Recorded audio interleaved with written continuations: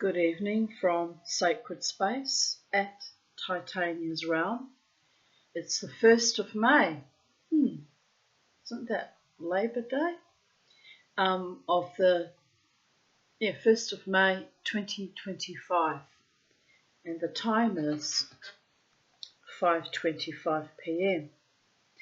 Welcome to Sacred Space at Titania's Realm. I've had a lovely day. I completed my pendant with the mould that I made of Charlie's beak that was gifted to me in a rather extraordinary way by the good folk. I think it was the good folk that gifted it to me. It just appeared on top of her grave, dug up by some bird or animal, and so I'm choosing to interpret that as it was gifted to me. Otherwise I would never have even thought to look for it, quite frankly. It's a very strange experience.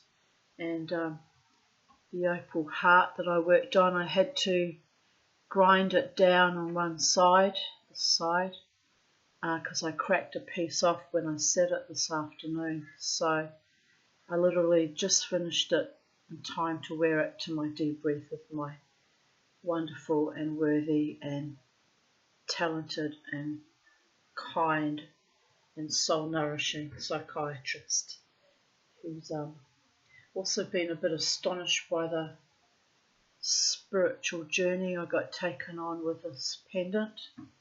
And I said to him, I'm running a bit of a hypomania, and he said, well, it's a symptom of grief and anger, two sides of the spectrum. He said that's why you're working so hard and trying to achieve things, keep your mind occupied, which is true actually.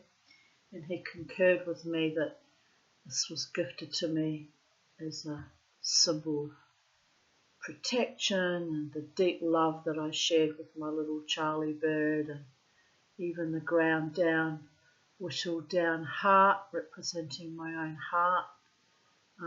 Very symbolic actually, but real love is available to me, even if it's only in quite unique and unusual forms, like through my former pets, their little spirits revealing themselves to me in such profound ways, and my friends and my two doctors, my psychiatrist and neurologist, who striving to heal me of my remaining health issues. And I'm very, very grateful and very blessed indeed. So, to my two doctors and to all my friends who watched me struggle and climb out of the abyss time and again, especially after every cruel, sadistic disappointment I've had with people that I thought actually were genuine. So I kind of gobsmacked at that. But never mind, life goes on, people of Earth.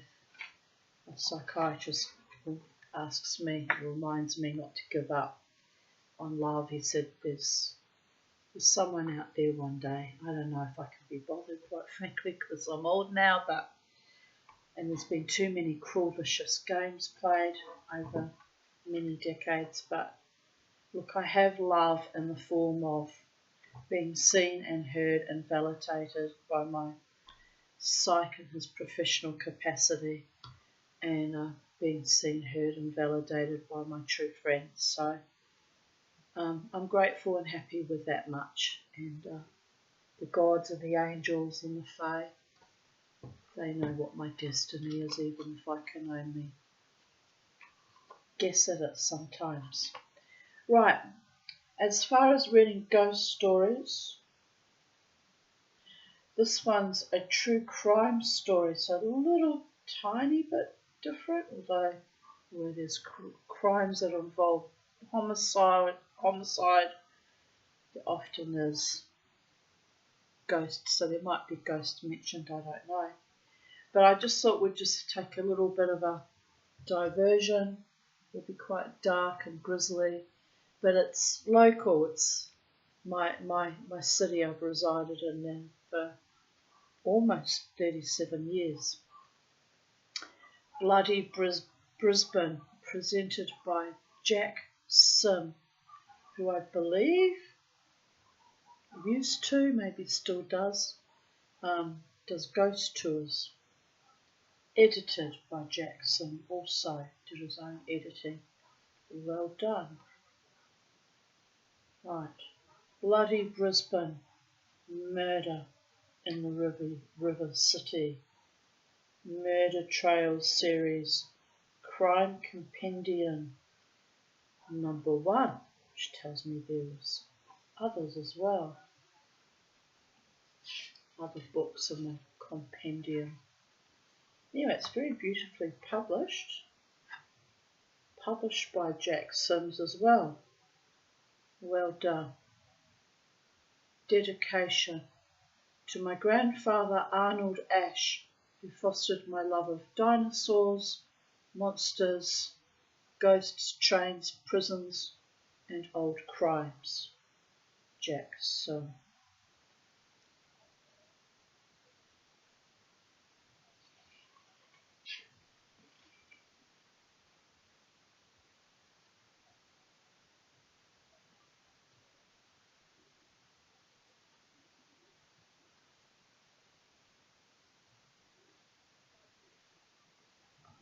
So anyway, I thought I would read these stories out to you, people of Earth.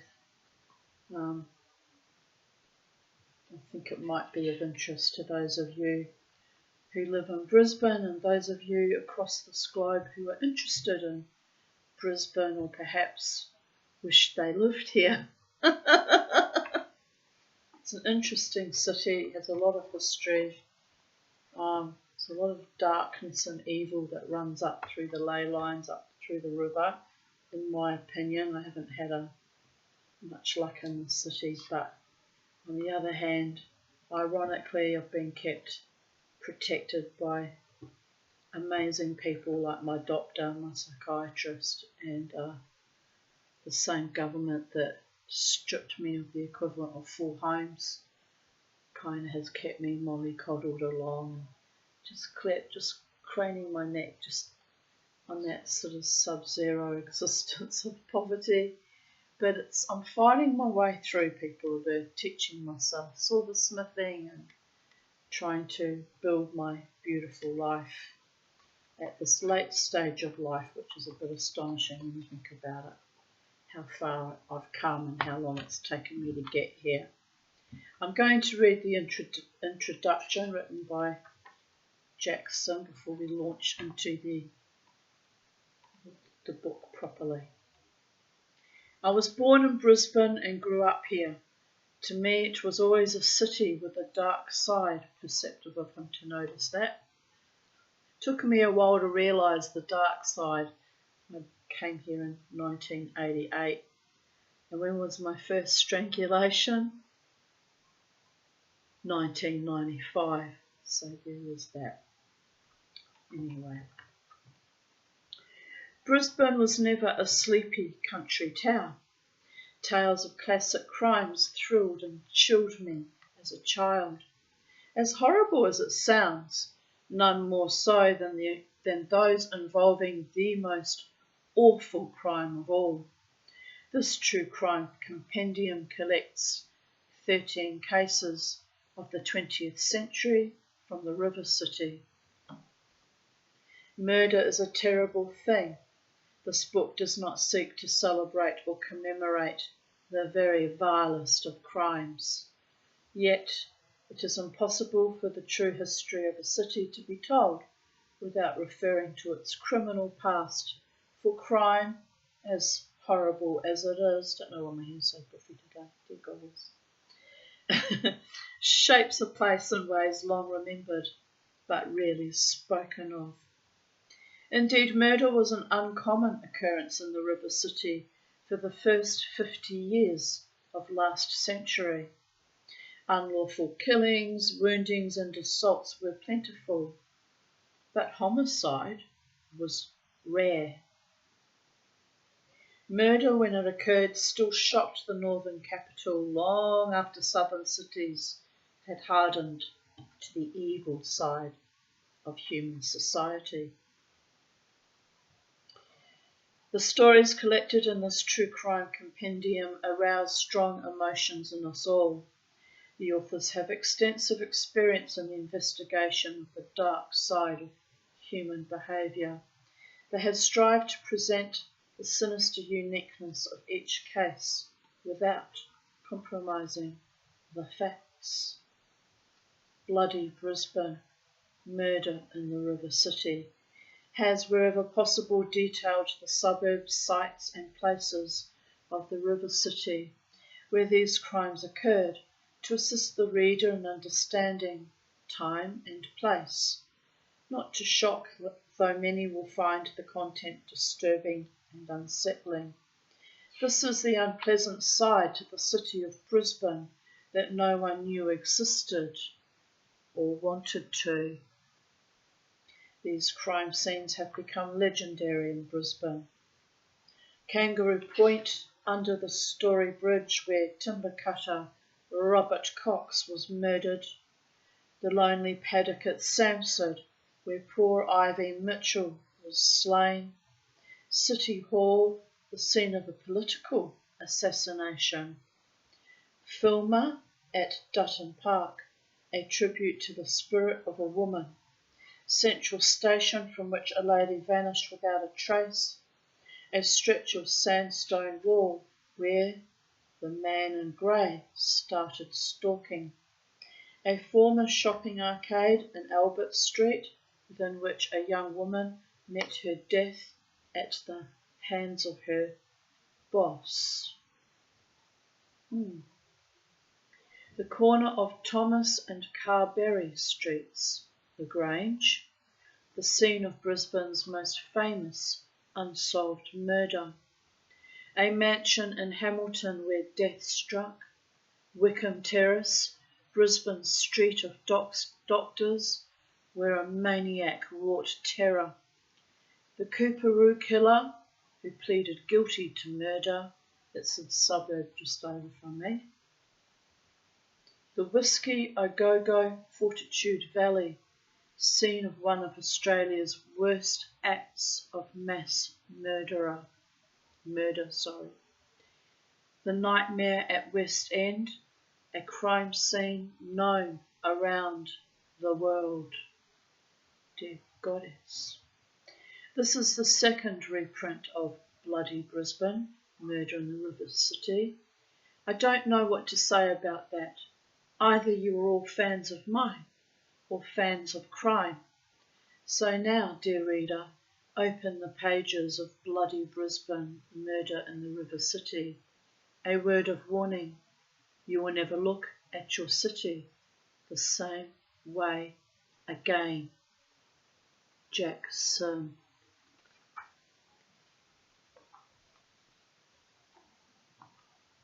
Very well written introduction. He's already got me, a bit hooked on the frisson. Right, crime scene.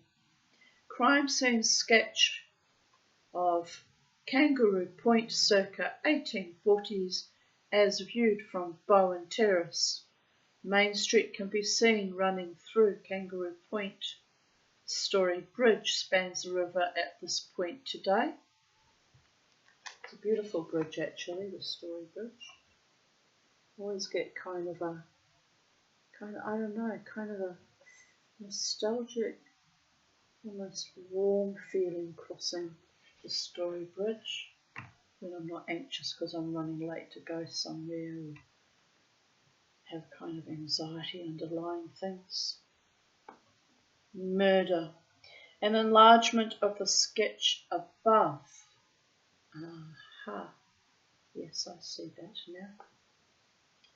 The Bush Inn, circled on Main Street, was where the victim and his killer were drinking. The crime was committed in a garden behind the hotel. Parts of the body were found at a number of spots nearby.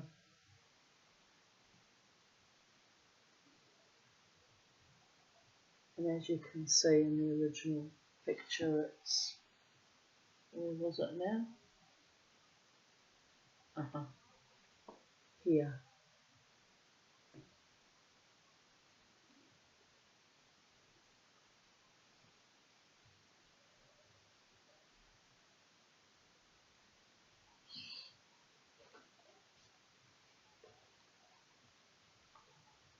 Chapter 1.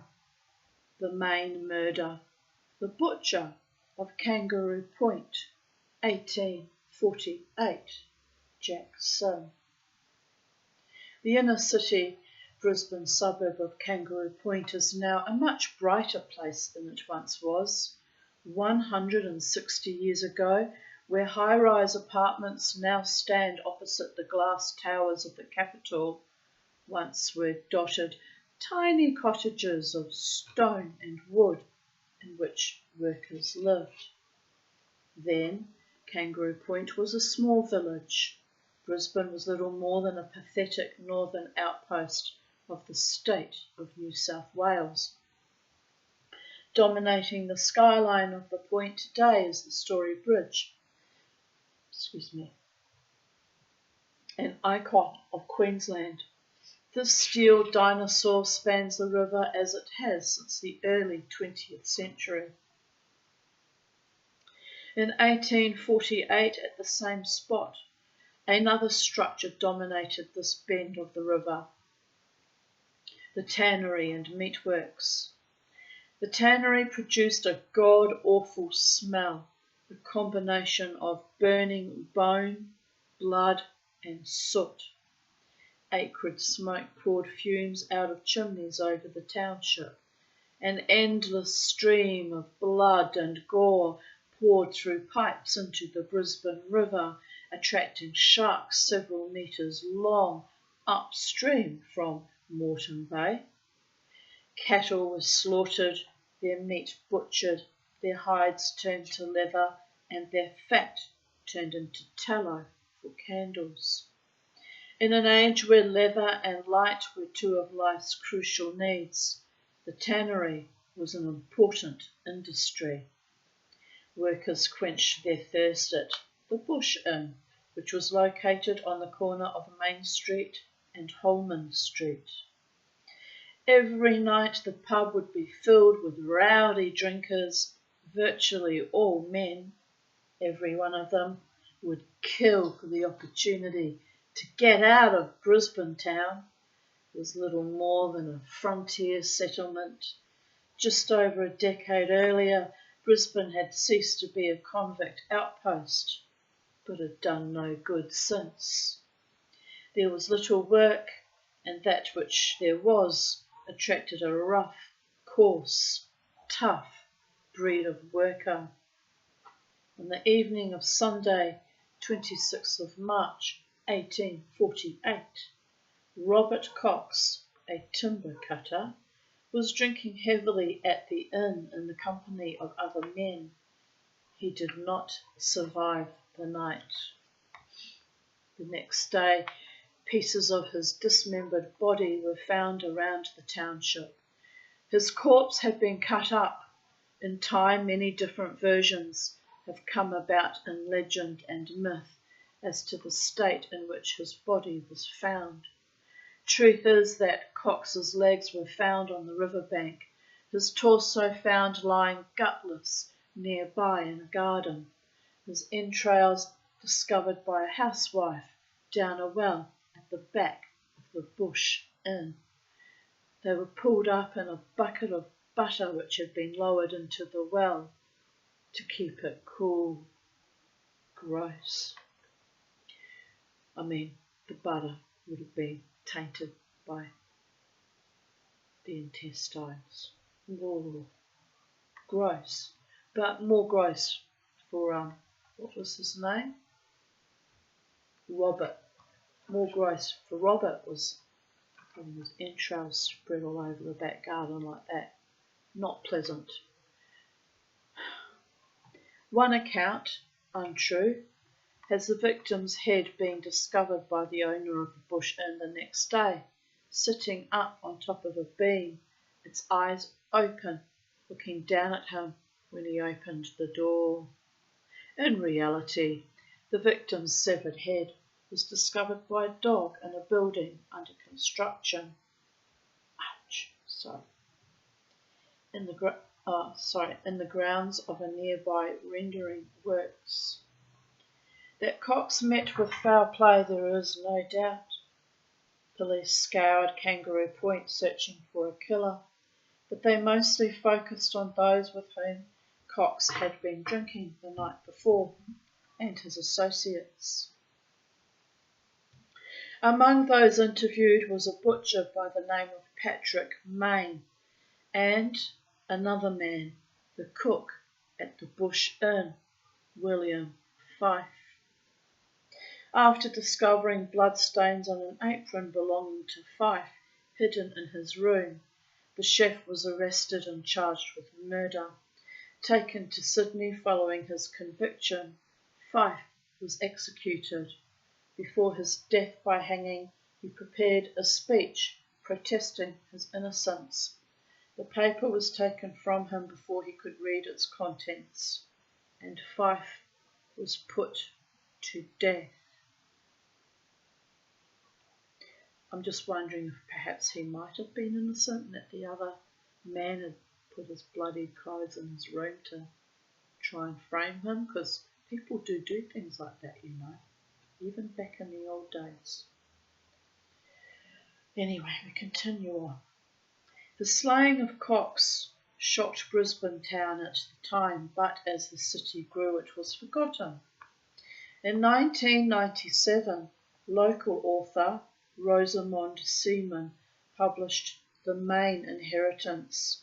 It was to become the most well-known publication of this crime and went on to win the One Book, One Brisbane prize. Her book focused on the great generosity of the Mayne family to Brisbane. Behind their legacy, however, Rosamond discovered some dark secrets. The family had many skeletons in the cupboard, among them that the founder of the family fortune was a murderer. This was nothing new. For many years the tale had been told that Patrick Mayne had killed someone to make his fortune, simply because he was interviewed at the time by police.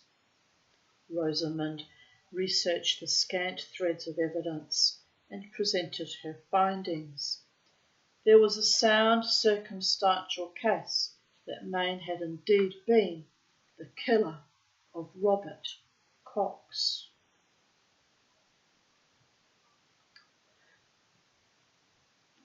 Central to the book is the claim that in 1865 Patrick Mayne made a deathbed confession to the crime.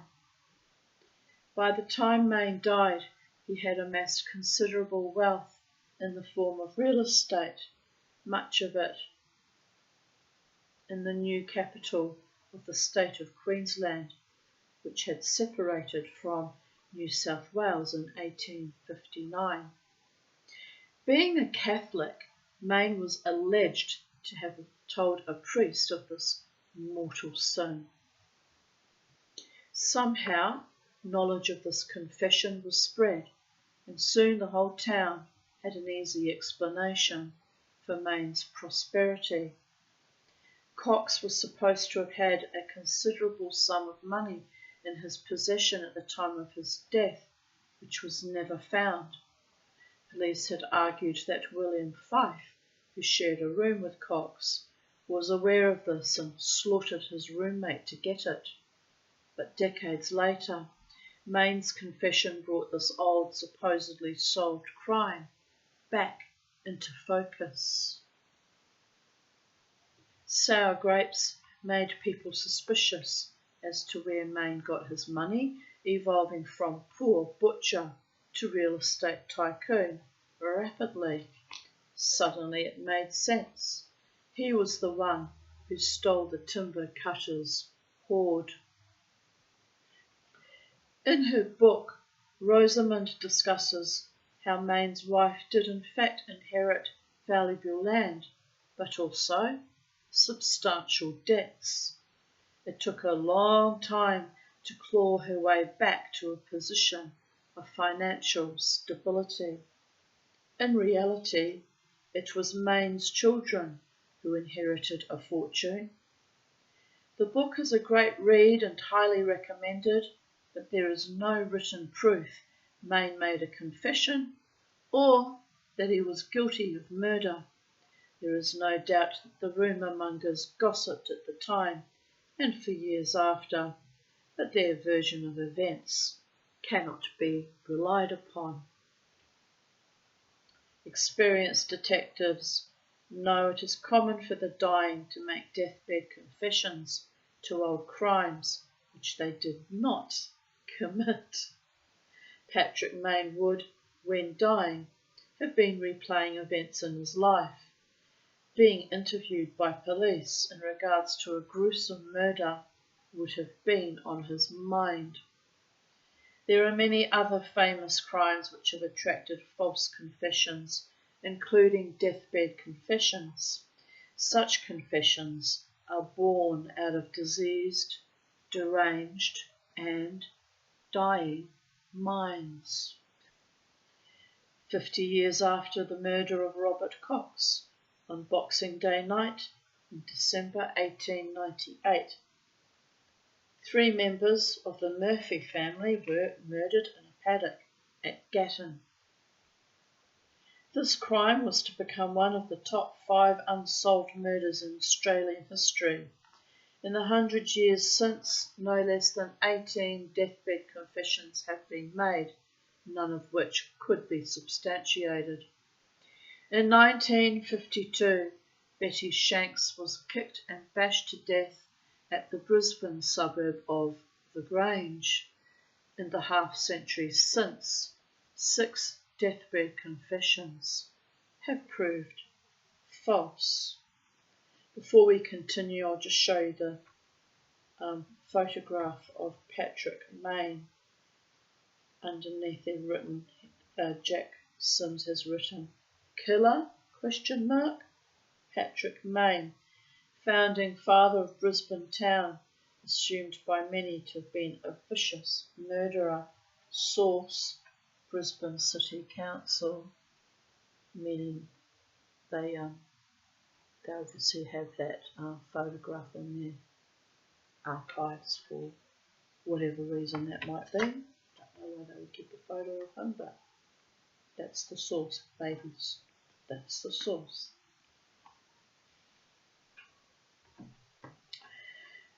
If Cox was robbed for his money, his assailant would be unlikely to linger at the place where he assaulted his victim, let alone to cut a corpse up into pieces. The killer would have been soaked in blood, spending more time to disperse the parts, risked discovery. The calculating nature of the crime suggests that Robert Cox knew his attacker and went with him for reasons unknown. Patrick Maine did not know Cox particularly well, so it makes little sense that he would cut him up, though he possessed the skill as a butcher to do so. The crime suggests great anger on behalf of the killer towards his victim, something more likely between people involved in a relationship. Police at the time suspected that Cox and Fife were more than just roommates, a scenario in keeping with the nature of the crime. This horrific act was well organised and planned, perhaps perpetrated by several people, not one man alone. Other men were questioned at the time of the murder. One was actually charged, then released. Over the years that followed, these men also rose to positions of responsibility and respectability in Brisbane town. Occasionally in old journals and newspapers, one will read a comment about the suspicions that surrounded their rise to power and prominence. Today, sadly, it is only Patrick Mayne who gets the bad rap. The crime is now called that May murder, and people proudly boast of reading about how a founding father of our town was a vicious murderer, as though it is fact. In my opinion, Patrick Mayne did not kill Robert Cox. Interesting. 160 years later, a crime once forgotten has come back to haunt Brisbane town. Crime scene. The site of the Sanford murder circa 2005. The victim was found lying beside a log, removed, marked by cross above, on slightly raised ground, 35 yards into the scrub opposite the Parker State School on Cedar Creek Road. Source: private collection of J. Sim. And the photo below is of Parker State School, where the victim attended lessons. The school has been removed from its original location on Cedar Creek Road. The source of that photo is the Sanford Historical Society Incorporated collection. Right, there's the murder scene on top, and below the sweet little school.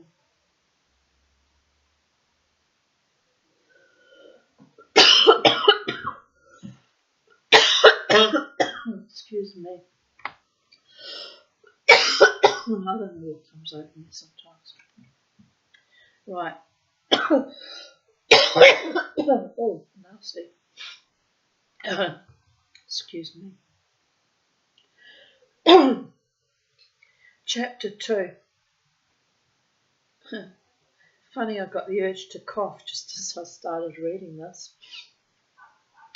The Last Man Hanged.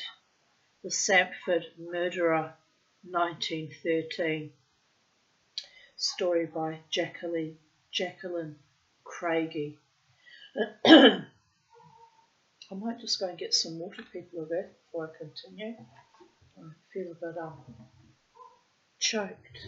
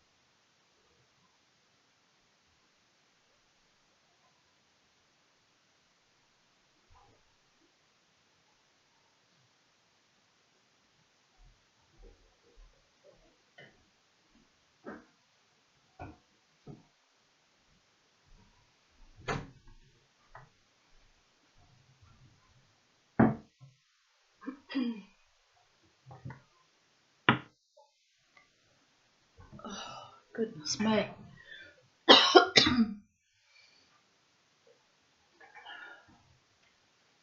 Right, let us continue.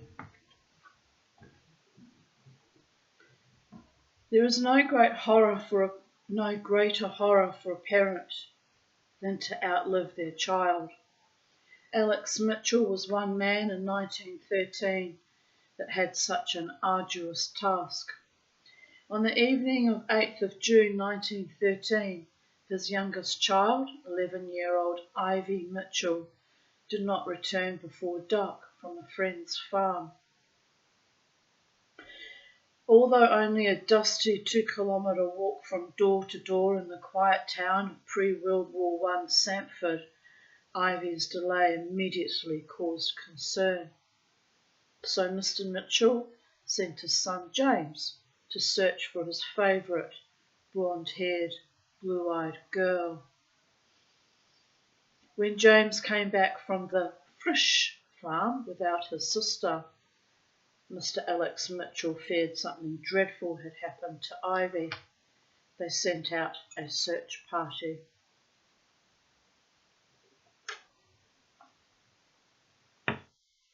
What Mr. Mitchell could not have known at that time was that his daughter was already dead, lying motionless in a fetal position by the wayside, with her head almost completely severed from her body. The poor little girl.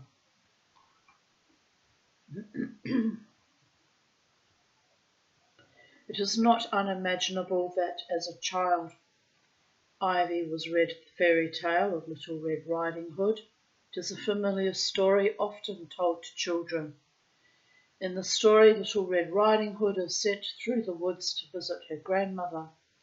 She carries with her the gifts of sweets and flowers from her mother. On the way, a gruesome creature, the wolf, stalks her. In Sandford, it was unimaginable to think, let alone envisage, that a wolf lay dormant amongst the locals, or that any harm could come to little Ivy Mitchell within the quiet farming community. On that fateful winter morning, Ivy was dropped off at a neighbouring farm to while the day away with her 7-year-old friend Mary Frisch. In a sickening parody of the Little Red Riding story, Mrs. Frisch sent Ivy on her way home that afternoon with a bunch of freshly picked flowers and a small bag of sweets for her stepmother. Mary Frisch accompanied Ivy part of the way home. Ivy then stopped to talk to a school friend before setting off on the remainder of the journey by herself. Only 2 people will ever know exactly what took place on that ill-fated evening. Unfortunately, neither lived to tell the tale. Before we continue, Killer, an illustration of Ernest Austin as he appeared in the police court. Source, The Truth, Sunday, 9th of July, 1913, page 5.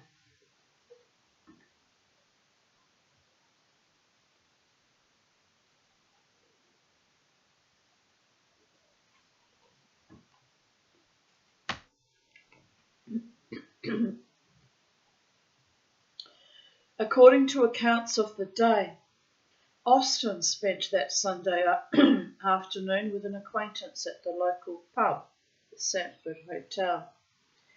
He left to check for stray cattle when he came upon Ivy walking home alone.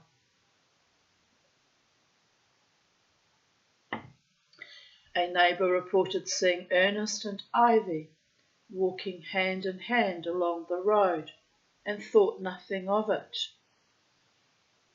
From tracks left at the crime scene and expertly interpreted by an Aboriginal tracker and Detective Constable Prentice, it appears that they walked a short distance with Austin's horse walking alongside them.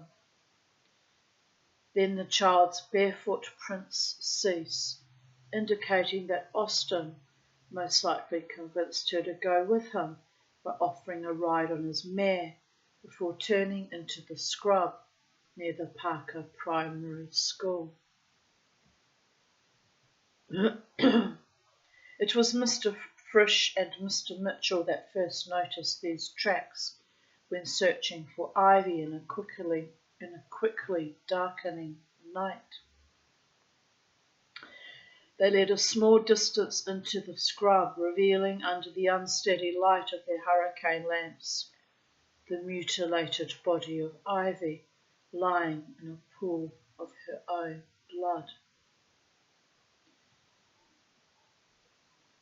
This is very triggering, by the way. So now, apart from the fact that she got murdered, there are other details about to be revealed. So if you have a history of sexual assault or rape or child sexual abuse, now's the time to switch me off, switch the story off and go and do something lovely like smell a rose or smile into the faces of your well-kept, safe children, or look at the twilight, or do anything but read ghoulish ghost stories in the evening of the night.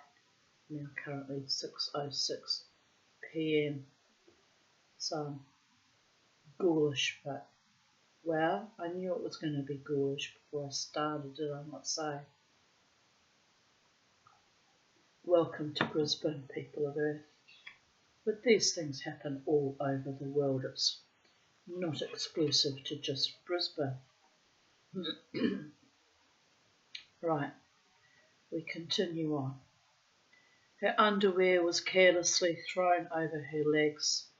There was evidence she had been sexually assaulted, and she had 5 deep gashes in her neck. So fierce was the attack that her head was almost hinged off her body. The lollies and flowers Ivy carried had been strewn about the scene, and her small hands clutched at the wound in her neck, testament to the fierce resistance she put up to Austen's overpowering and brutal assault. Evidently she also screamed, but her cries fell upon deaf ears, literally. The closest inhabitant to the crime scene was an elderly man that lived in a hut about 190 yards from the site. However, he was deaf and was unaware of the horror unfolding a short distance away. Mr. Frisch rode quickly to alert the police in Brisbane, while neighbours sat with the shocked and overwhelmed Mr. Mitchell. The Brisbane Criminal Investigation Branch took the unusual step of using the only available motorcar and made it to the township by midnight, a distance of 15 miles, 25 kilometres. They quickly followed the trail of evidence to the door of the Fogg Farm, spelt F-O-G-G, where Austen, recently arrived from Victoria, worked as a labourer. Despite attempting to talk his way out of the crime, police were able to string together evidence that linked Austen inexplicitly to the rape and willful murder of Ivy Mitchell. The case pivoted on the use, for the first time in Queensland, of the technique of taking plaster casts of the footprint impressions and matching them to a suspect. As a result of this revolutionary procedure, they were able to arrest Austen, easily locating his distinctive boots. The sole bridge was broken and reversed, leaving a unique pattern, and placing him at the scene of the crime. Also found in his possession was a knife, saddle, and clothing soaked in human blood. It was later revealed that Austen, also known as Johnson,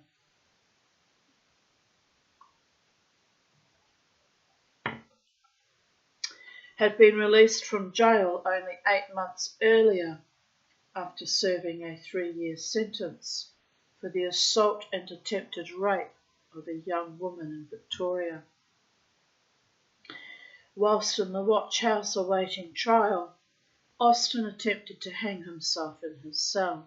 The irony was lost on him that within a few short months he would be granted his wish via the state when Judge Sir Pope Kupa sentenced him to hanging for committing the most awful crime in our criminal code.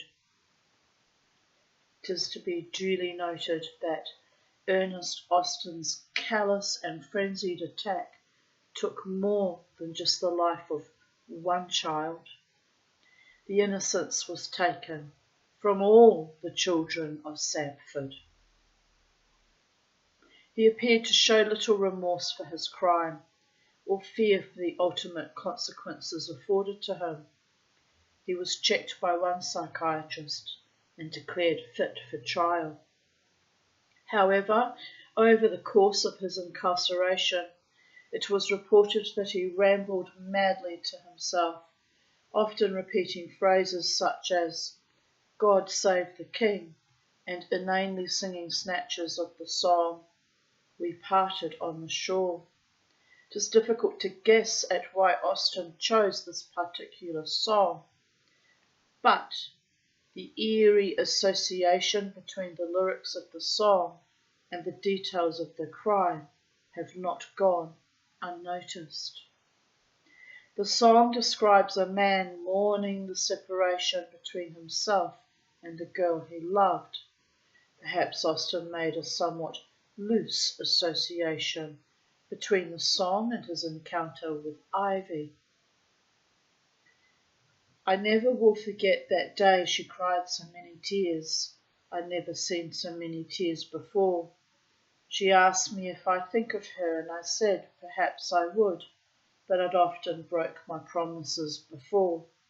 And then she stood and sat and slept, and then began to weep, and when I saw that, we parted on the shore."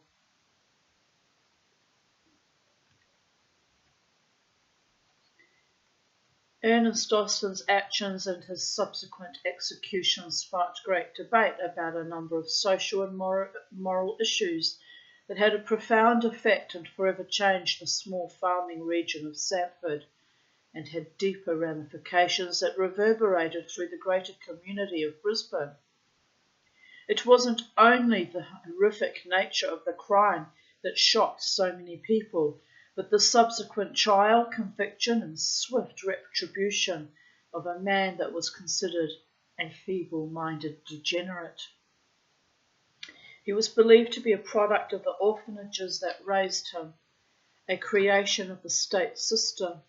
Regardless, he died on the gallows, hanged from the neck until his life was extinguished and the world was rid of a murderer. Although Austen was clearly guilty of an especially heinous crime, his punishment did not sit well with the majority of the general public. Soon after Austen was hanged in 1915, the Premier, T.J. Ryan, moved for the abolition of the death penalty in Queensland.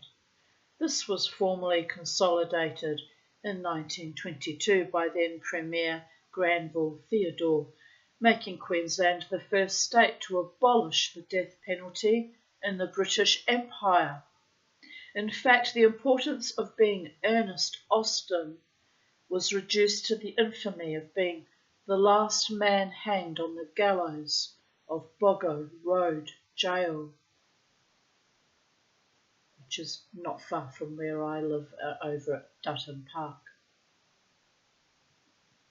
In Sandford, still to this day, the hanging of Austen has not salved its wounds. The actual crime scene no longer resembles that horrible night nearly 100 years ago.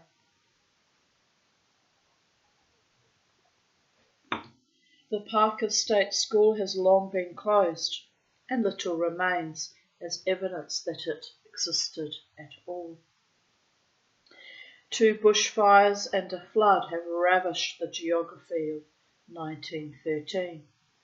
Perhaps Mother Nature is looking after Sandford and doing the job of erasing the site slowly over time, so that as a community it can forget the ferocious attack that broke its heart. For generations to come, sadly, there would no longer be a need to tell the story of Little Red Riding Hood, as burned into their collective unconscious, is the dreadful tale of little Ivy Mitchell. May she rest in peace.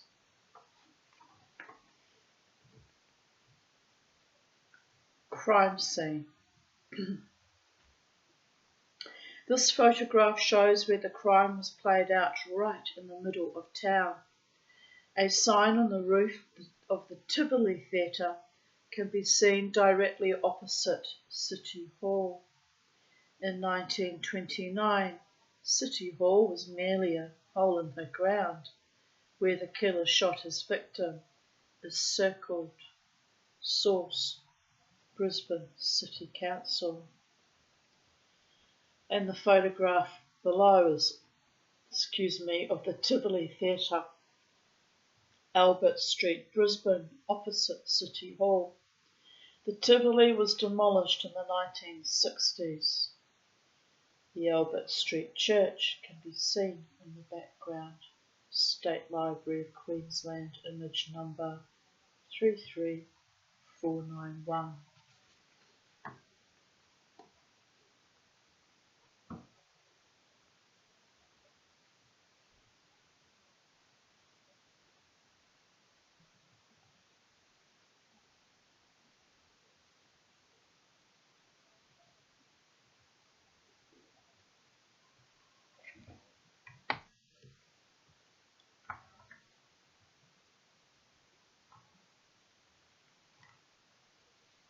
Chapter 3.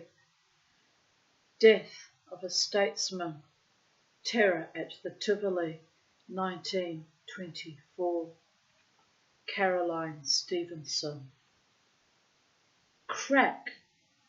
The report of the pistol echoed through the streets of Brisbane. For a few moments silence reigned, then the noise repeated again and again. Those who first thought that a nearby car had backfired realised their error when the boom of the weapon was heard 4 more times. For others, the memory of the Great War was still fresh in their minds, and they could not mistake the sound of violence. The streets of Brisbane were silenced as the horror of what must be happening slowly sunk in. On the concrete pavement of Market Square, still warm from the day's heat, a middle-aged man lay bleeding, his lifeblood seeping into the porous surface. The liquid, black in the shadow cast by the huge drum-like tent erected to celebrate the centennial of Brisbane. His assassin, standing over him, showed nothing but disdain for the huddled lump in front of him. Witnesses reported in court that they heard him say, "I haven't slept for a month, but I have given you something that will put you to sleep forever. That will fix you, you bastard." Then, calmly, he pocketed his weapon and disappeared into the darkness.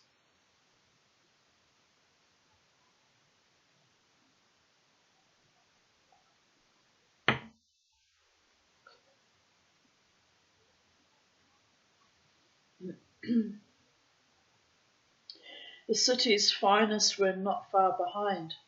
The hallowed halls of Roma Street Police Station had echoed with the shots. Those within swiftly donned hats and helmets and rushed to the fore. Constables Goff and Dalton wasted no time getting to the scene of the crime.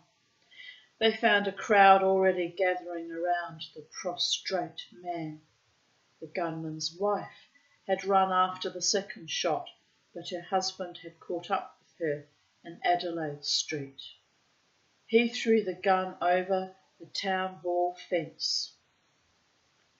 The crime committed on Tuesday evening, 28th of January 1924, reverberated through every section of the community. The next morning, Brisbane awoke, yawned, stretched itself, then, still in pyjamas, went sleepy-eyed for the paper. Followed a shock, for right across the sheet in startling, sensational headline was announced the assassination of one of its more prominent citizens. Thereafter, all talk over the breakfast table, in tram, train and box, in office and in club, revolved round the sudden and tragic end of Mr. A.E.V. Whitford, ex-Labour member for Burren. The killer, James Leyden, was a quiet young man, married with 3 children. He and his family lived in a small house in West End. Born in England, Leyden was a carpenter by trade. He was satisfied with his new country and his lot in life until war came to its shores. A veteran, he had served on the Western Front during World War I from 1916 to 1919. On the surface there seemed to be no connection between the 2 men. Rumours flooded the city as people tried to make sense of the tragedy. When the real story finally emerged, it was beyond the wildest imaginings of the most dedicated true crime reader, a lurid tale of a damaged man, frustrated and angry, and the love triangle that might have only existed in his mind. The evening of the murder, Whitford and wife had been attending the Tivoli Picture Theatre. On exiting the picture show, Albert Whitford urged his wife to hurry, as he had an appointment that he had forgotten. At the entrance to the theatre, Mr. Leyden came up behind the couple and touched Mr. Whitford on the shoulder. Whitford turned around. Recognising the man, he responded, "Good night, Mr. Leyden," and held out his hand. James Leyden took it. Then Mr. Whitford introduced his wife, Ethel. He then moved to go. "Just wait a minute," said Leyden. "Mrs. Leyden is in the theatre. She will be here in a minute." Whitford did not wish to wait. "I am in a bit of a hurry, old man. I've an appointment in the valley. I'll see you some other time," and turned to hurry away. Before he could get too far, Leyden called out, "Whitford, you are a bloody mongrel." Whitford looked at him and exclaimed, "The man is mad." Whitford left the theatre with his wife following. They walked through the taxi rank in front of City Hall and then started up Roma Street. As they walked, they discussed the incident. Mrs. Whitford was not happy that the man she loved and supported had been spoken to so rudely. "It was a dreadful thing for that man to say about you." "The man's mad, Ethel," was her husband's cryptic reply.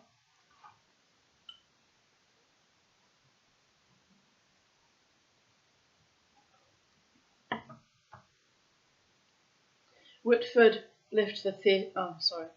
Skip down to the next paragraph. Mr. Whitford then realised that in his haste to get away, they were heading in the wrong direction to catch a tram.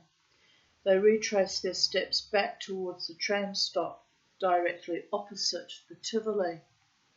Fate willed that they would then miss their tram. If they had not, Whitford might have survived the night. Ethel Whitford still could not forget the strange conversation. Aloud she remarked, I'm sorry Leyden spoke to you like that. I'll go over and speak kindly to him and find out what it is all about. Very well, but don't be too long, was the response from her husband, anxious to not miss the next tram. Mrs. Whitford crossed the road and searched the foyer of the Tivoli for Leyden without success. Just as she had given up and was about to return, she saw him standing close to her husband on the other side of the road. As she started to cross the street, she heard shots ring out. Her husband staggered and yelled, "Police! Police!" Whitford then fell headfirst onto the road. Mrs. Whitford ran to her husband's side and sobbed, "Murder! Murder! Murder! Oh, Whitty! Oh, Whitty! Oh, Whitty!" She knelt in his blood, trying to stem the flow.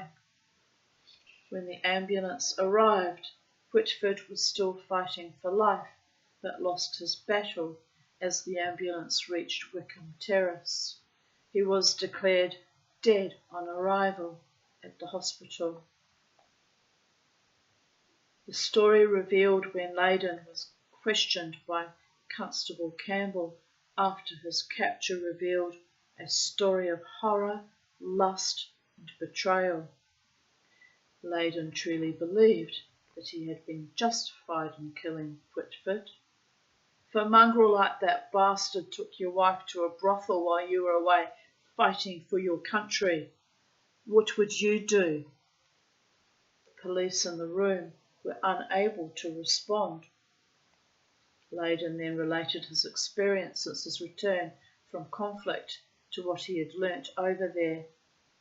"I was taught in the war to kill my enemies. I killed many there that never did me any harm. Shooting is too bloody good for that mongrel." When offered a chance to put his statement in writing, Leyden declined but continued on to say, "I want to tell you that Whitford's alias when he was staying at brothels was Mr. Edmonston.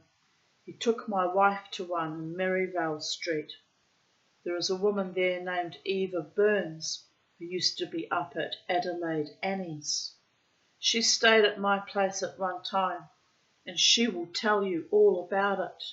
She knows Whitford." The perceived betrayal was made worse as he thought the Labour leader was his friend. Since his return from the war, the two had played cards together. When Leyden had found out the truth, he had written to Whitford telling him to keep out of his way. Outside the Tivoli, he had finally confronted him in person. That much was already known. However, according to Leyden, Whitford's response had been to hit him in the face, not merely walk away. I'll just share this drawing with you. Killer, a detailed sketch of returned serviceman James William Leyden as he appeared in court. The deep scars from mustard gas burns, clearly visible on his face. Source: The Truth, Sunday, 3rd of February 1924, page 5.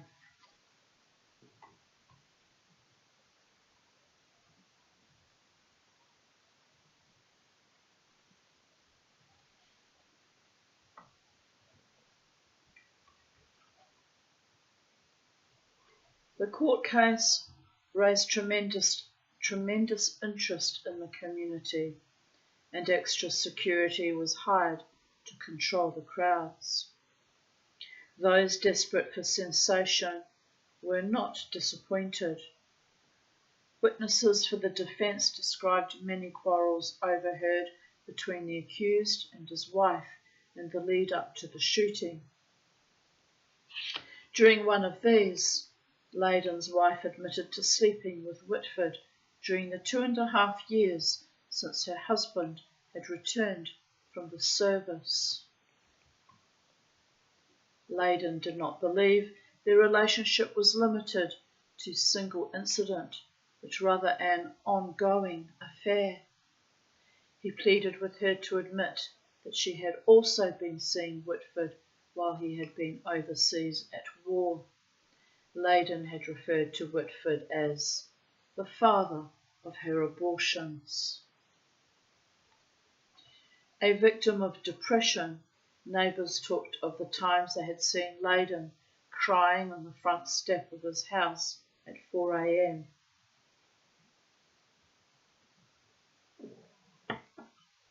His misery formed the basis of the prosecution's case. They attempted to show that the accusations made by the accused were the product of a twisted mind. The letter he had written to Whitford was used to show that the killing was cold-heartedly planned and carried out. The defence's case relied on insanity as a plea. They tried to show that Leyden was not in his right mind due to the stress that he had been put under by the affair between his wife and Whitford. They also used the defence that, in the post-mortem, the coroner had found Mr. Whitford's heart was in a bad state and badly affected by fat. Bizarrely, they put forward the suggestion that perhaps Mr. Whitford had suffered a heart attack just prior to Leyden firing the first shot, and he had merely fired bullets into a corpse.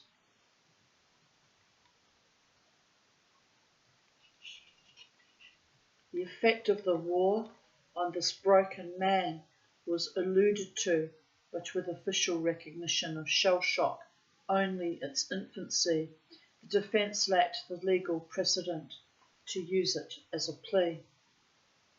The Somme was one of the most intensive and horrifying battles of World War I.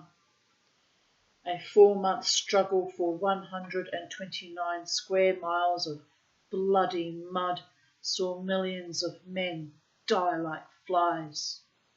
Leyden was badly injured, burnt by mustard gas. Like nearly 1 in 5 servicemen at the time, he returned suffering from uncontrollable shaking, insomnia, chronic depression, and night terrors. On the Western Front, severe insomnia was caused by the fear of sleep in the trenches. The battle line was in constant flux, so trenches could be abandoned in a moment. Soldiers that couldn't be roused were left behind. If captured by the enemy, they were hung up on barbed wire to bleed to death. Few slept well. The Returned Servicemen's League, recognising Leyden's war record, set up stalls on the streets of Brisbane and collected signatures seeking leniency. It took the jury under an hour to return with a verdict of guilty but recommended leniency due to his war record. The justice in his sentencing on 18th of March 1924 pointed out, "I am satisfied that Leyden's war service was a meritorious one, but all that remains for me to do is to sentence him to imprisonment with hard labour for life. I have given no consideration to the jury's recommendation, for the Code expressly lays down that I have no power to mitigate the sentence, which was substituted for the former death penalty." The death penalty was replaced in Queensland with hard labour for life in 1922. The justice had no choice other than to impose the sentence. In August 1929, Landon's sentence of life imprisonment was reduced, commuted to 7 years without remission after continued representations by the Returned Sailors and Soldiers League and the Trades and Labour Council. State Cabinet, after reviewing a report by the trial judge and a transcript of the evidence, decided to reduce the sentence. He was released from Bogoro Jail on the 17th of March 1931 to face life anew. I'll just share with you these two sketches below on the left-hand side of the page. A sketch of Mrs., which will appear as your right.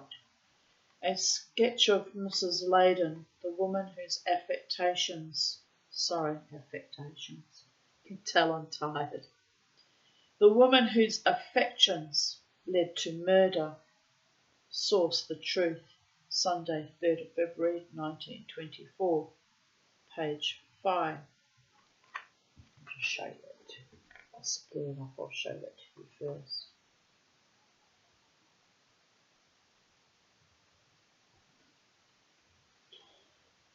Victim: a sketch of Mr. A.E.V. Whitford, ex-Labour member for Burren, gunned down opposite the Tivoli Theatre in front of his wife. From the same source mentioned previously.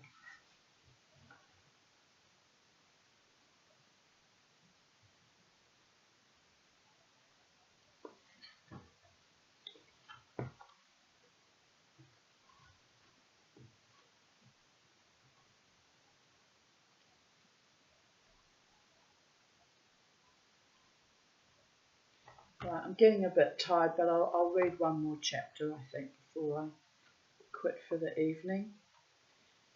Crime scene. Above, Hollywood, the house of tragedy, once the abode of laughter and happiness. Below, the garage, in front of which the attempted hold-up was staged. Source: The Truth, Sunday, 7th of February, 1932, page 1.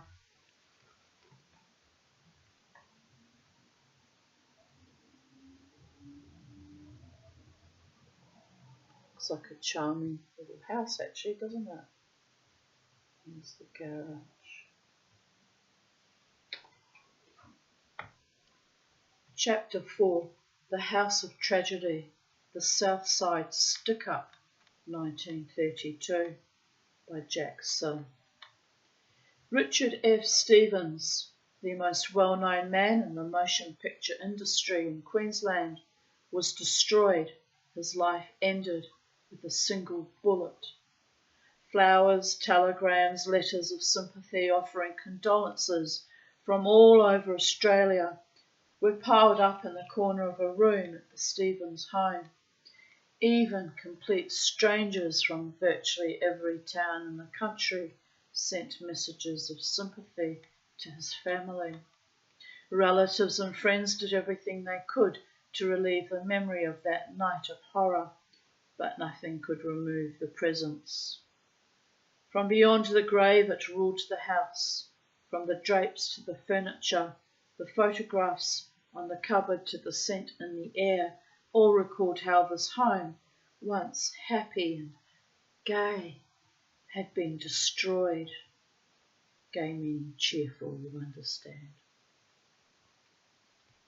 In the week that followed the shooting, the newspapers covered every detail in bold headlines and tried to outdo each other with new photographs of the deceased and family, filling a series of front-page stories.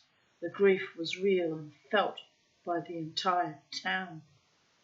Mr. Stevens, with his wife Lillian, ran the successful suburban Paddington Picture Palace on Latrobe Terrace, Paddington. Just after 11 p.m. on the evening of Saturday, 30th of January 1932, Mr. and Mrs. Stevens and their 14-year-old son, Burden, spelt B-E-R-D-U-N, unusual name, arrived at their beloved home, Hollywood, on the corner of Pope Street and Waterview Terrace, Dutton Park, on Brisbane's south side.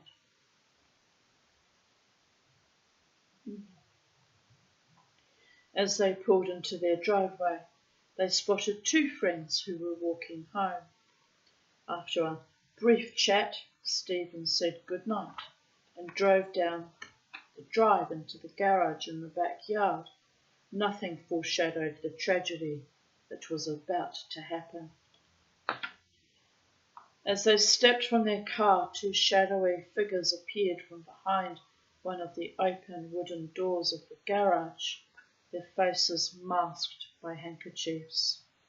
The taller of the two, bearing a gun and what looked like a heavy sandbag, stepped towards Mr. Stevens and yelled, "Stick 'em up!" He demanded the contents of a leather bag believed at the time to contain around £75, the equivalent of $500, the entire evening's takings. The last few weeks had been a bit quiet, but tonight there had been a large crowd. Mr. Stevens was not about to hand over the substantial sum, cursing that he had not brought home the bag of rocks that he usually did in case of robbery. Richard Stevens taunted the bandits. "Go on, it's only a pop gun. Clear out or I'll get my own revolver to work." The reply was blunt. "Come on, hand it over, Dick." With that, the tall robber struck Mr. Stevens with the sandbag in his other hand. Fearing for his family's safety, Mr. Stevens handed over the bag. "Take it and get out." The second, stockily built robber snatched it from him. At that moment, Mrs. Stevens stepped forward and threw her arms around the solid man, trying to pin his arms. Burdon grabbed the smaller, masked man's arm, but he wrenched it free. Coldly, the bandit turned and pointed the gun in his free hand at Mrs. Stevens and fired. With a piercing scream, she collapsed to the ground. The villains took off down the driveway, pursued by the father and son. Cleverly, Burdon hurled a full-glass bottle of lemonade bought minutes before at one of the men, striking him with great force on the nape of the neck. The thief stumbled but regained his footing and continued to run, pursued by the Stevens. As the two men ran across Pope Street and into Gladstone Road, they turned and fired a series of 5 to 6 shots at their pursuers. One bullet just missed Mr. Stevens. On Gladstone Road was the getaway car, engine running. Leaping into the vehicle, they gunned the motor and took off at a high speed. This was a premeditated and well-planned hold-up. When Burdon and his father returned to their home, they could not find Mrs. Stevens inside, where they presumed she would be ringing police. After a brief search, she was found lying on the grass near the garage. She was on her back, her head resting on her body. A horrible red stain, several inches wide, could be seen on the right breast of her dress. Under that was a small hole, the edges of which were blackened. Attempts to revive Mrs. Stevens failed.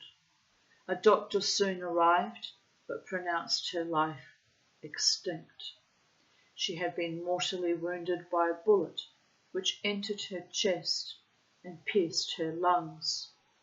Only 34 years old, she had sacrificed herself to save her husband. Here's a photo of the Stevens family before the tragedy.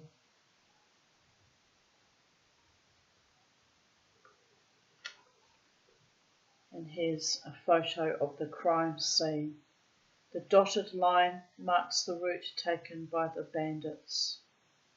From the Brisbane Courier, Monday 1st of February 1932, page 11.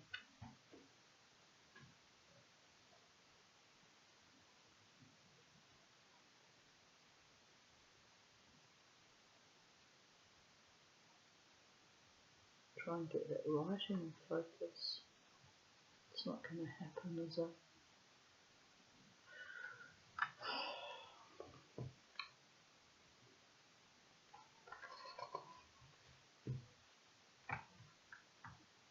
The victim, Mrs. Lily Stevens, who sacrificed her life to save her husband from the brutal bandits. Source: The Truth, Sunday, 7th of February 1932, page 9.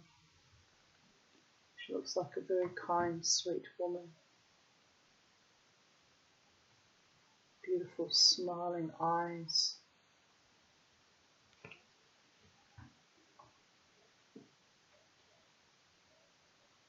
Above, the coffin of Lillian Stevens, being placed into a motorised hearse for the journey to Toowong Cemetery, which is a very beautiful cemetery. Actually, I haven't been here for a long time. Full of the most interesting historical graves. Perhaps I might look for her grave and pay her homage. A brave woman trying to protect her husband. After informing police, Richard Stevens collapsed in shock. Like most brave women, not much protection for them when their time of need arises. Yes, I'm well aware, people of Earth. Well fucking aware. We're put into this warrior goddess, heroine archetype, and then basically very often left for dead in a crisis. Evil is what it is. But anyway, I'll let go and let God, shall I? Yes. Because there is good in my life still. Much, much good, and much, much good might still arise one day. It's just a process I'm whittling things through at the moment. It's a process of grief. Right, where were we? After informing police, Richard Stevens collapsed in shock. Without his beloved wife, he now regarded himself as dead. Burdun was taken to stay with family friends. It was a cold-blooded crime, one of the worst acts of violence in living memory, which stirred the public to demand swift vengeance. The murder also stirred demands for the reintroduction of the death penalty, abolished only 10 years earlier. An exhaustive search was conducted by the police. Soon after, a car hired by the bandits was found in the yard of a house at Paddington. Detectives began interviewing 2 men. On Monday, 1st of February, in a lonely hillside grave at Toowong Cemetery, the body of Lillian Stevens was buried. The funeral cortege attracted almost 100 cars. Mourners lined Stanley Street and North Quay to pay their last respects as the hearse bearing her body passed by. The people of Brisbane turned up in their thousands, tears streaming down their faces. Oh, there you go, old girl, you got a good send-off after all. Still, should not have happened that she was murdered like that. Dreadful. Late the same day, a man known to police made a complete confession. In a weird twist soon after, Mr. Frank Bell, walking past the city's CI branch on his way home, was asked by a detective to be part of a lineup of suspects. Led into a small room, he was assembled with 10 other men. The confessor was called into the room and, after giving police information, identified another in the line. It was then that Mr. Bell realised that this lineup was to identify the murderer of Mrs. Stevens. Frank Bell was an old friend of the Stevens family. In a fit of rage, he turned and smashed the man identified across the room with a blow to the jaw, only to be forcibly grabbed by a much stronger detective and roughly removed. When identified, the assaulted man said, "That's right," effectively admitting his guilt. At 4 a.m, he was arrested and taken to the City Watch House and charged with wilful murder. Later the same day, a second man was arrested. The 2 prisoners appeared at the police court on Tuesday, 2nd of February. Standing side by side in the dock, Frederick Emmanuel Lewis, shop proprietor, and John Jack Wilson, labourer, listened in silence as their charges were read. Conjointly charged with wilful murder, neither had legal representation. Lewis, aged 24, was the shorter of the 2. There were concerns over his mental state when he threatened to kill himself. Jack Wilson, 21, was taller and slimmer. They fitted the descriptions of the robbers provided by the Stevens.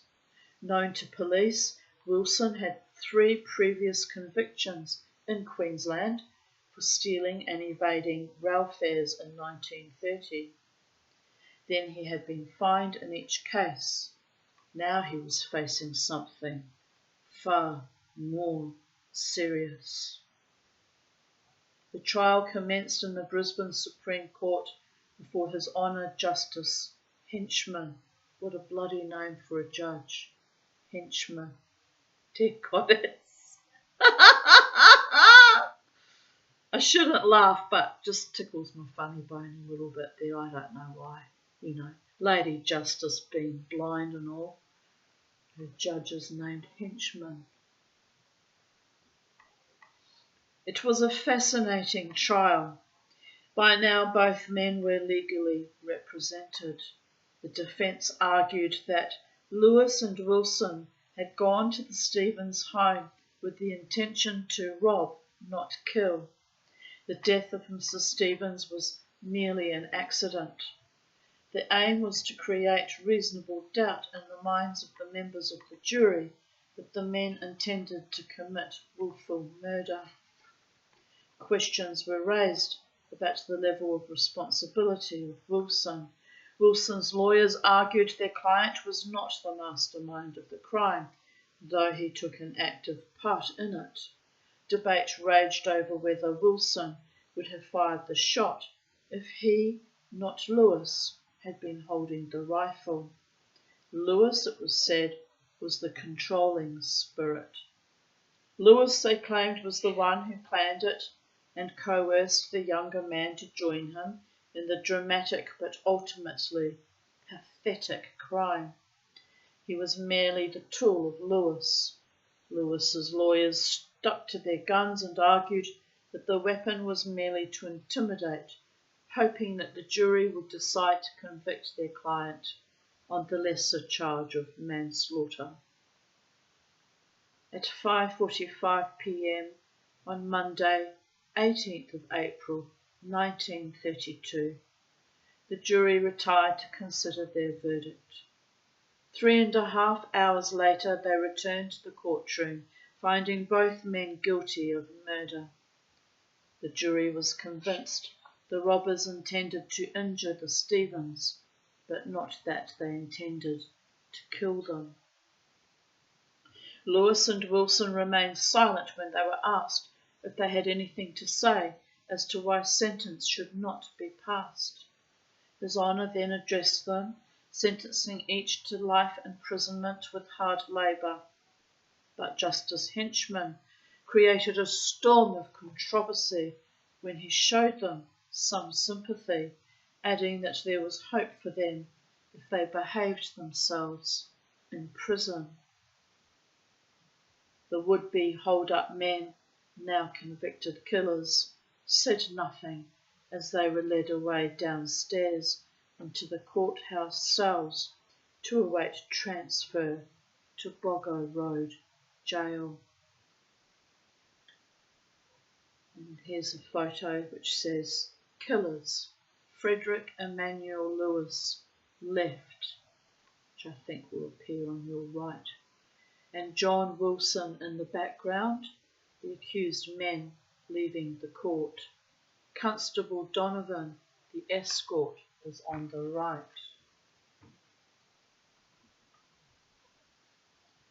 Which I think on the screen looks like the left, the one wearing the hat.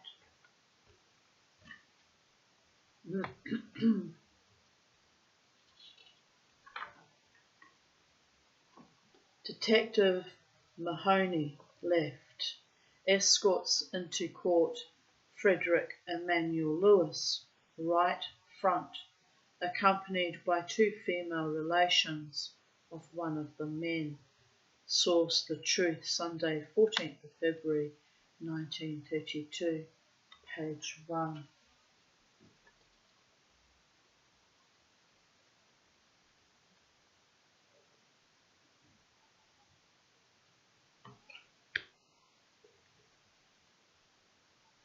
Killer John Wilson entering the Black Maria after appearing before a magistrate.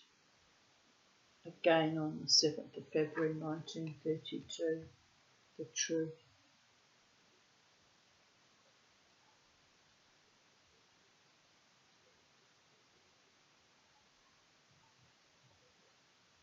They just look all so very young, and it's just dreadful, really. For a year after the sentence, poor Mr. Stevens was harassed by supporters of the two killers, who maintained a campaign petitioning State Cabinet to reduce their sentence based on Justice Henchman's comments. The Truth newspaper strongly campaigned against any premature release. An anonymous letter threatened to shoot. I think I need a drink of water. Oh, my water's gone. Right, I need to calm my farm then. I need to calm my farm and pour some more water. That's what I shall do.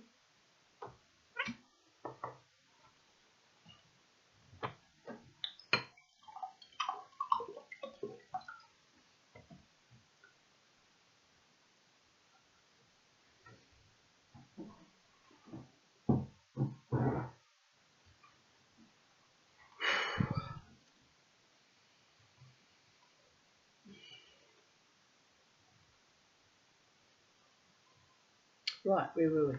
An anonymous letter threatened to shoot the paper's editor and Mr. Stevens if Truth continued its stance.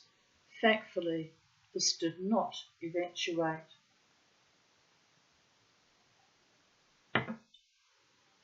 Whilst in jail, Fred Lewis attempted to commit suicide on several occasions.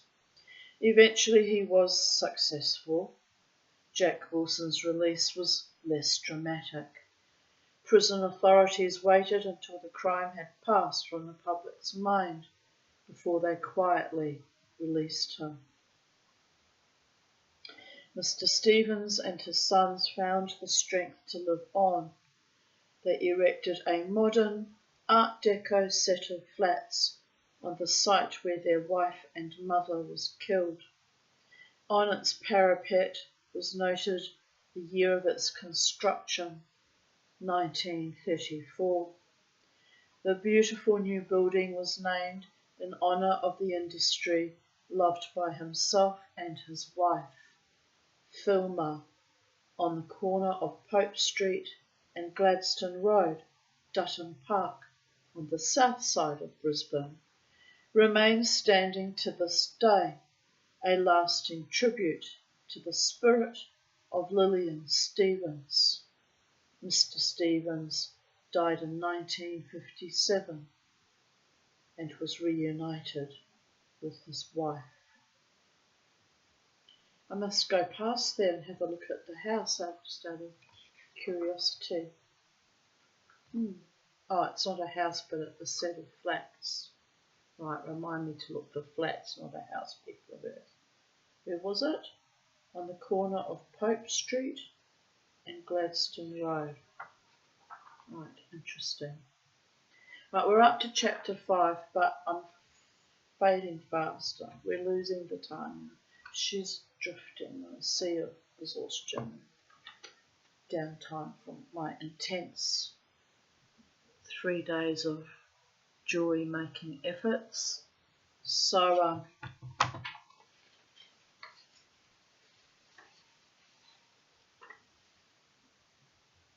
back in 2009, Jack Sim was doing crime tours and ghost tours. I never went to any of them though. I think I wanted to go to the ghost tours at one stage, and I wanted to go to the tour of Bogger Road Jail too, which is very haunted. Well, there you go.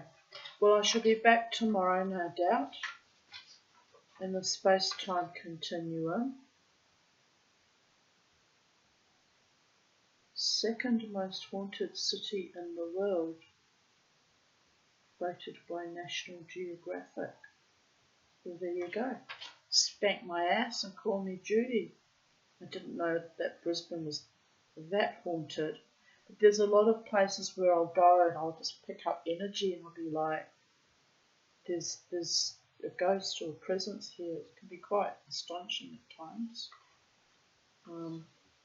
Happens quite regularly, so it makes sense that it's the most haunted city in the world.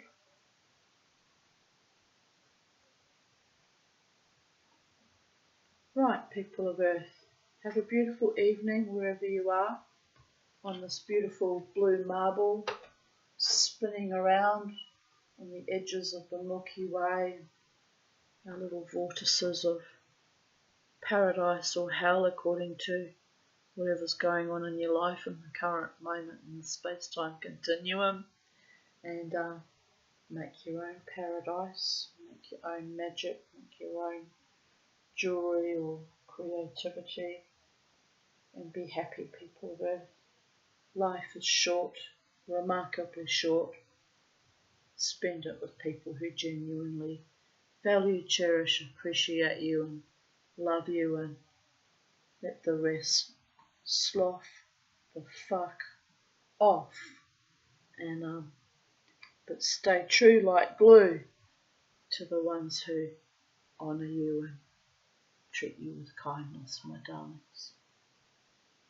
And on that note, I'm going to go and have a little bit of a rest and watch some television and chill the hell out. I've got a fast tomorrow, a 6-hour fast.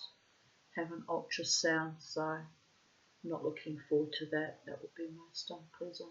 Not the fasting part, but the bit at the end where you've got to drink a litre of water and then drive with a really full bladder to the X-ray department. And it's always a bit fraught and unpleasant, but I've done it before and I survived it, so I can do it again. But anyway, these things have to be,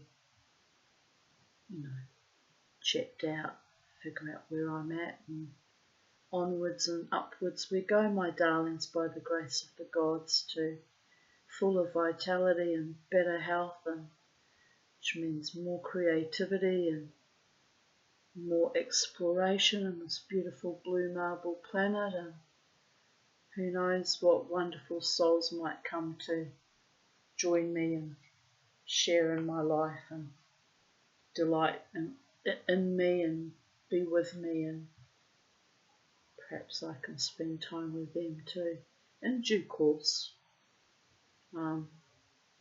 It's a strange existence, but I've been living like this for a long time. It's why I got a bit devastated when I realised I'd been very cruelly played for a fool yet again, but it's not like it's the first time. I do hope that that's the last of that evil. It can wash itself out with the cesspits of the Brisbane River, am I right?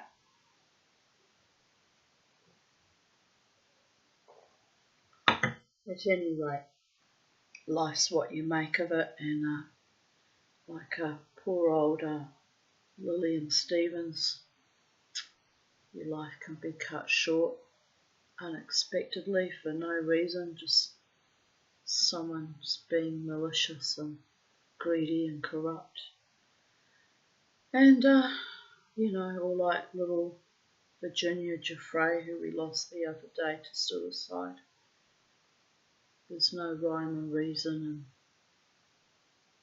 in how people's lives end up. Some of it seems quite bizarre at times. But anyway, I'm granted much longer continuance than I planned for, so just got to fight my way through these current rather debilitating health difficulties, like I've fought through everything else in life, people of Earth, and I'll keep making my jewellery and unfurling my stories and live my best life. She smiles sweetly but cynically a little bit, but it's all good. I enjoyed reading that story to you, even though it was a bit ghoulish and painful in parts, because it's history and it's interesting, and it's gives you pause for thought on how to create a life of beauty and meaning and purpose and creativity, and to always remember, wherever you are, my darlings, never ever let the bastards grind you down. Bye for now, people of Earth. Have a wonderful evening.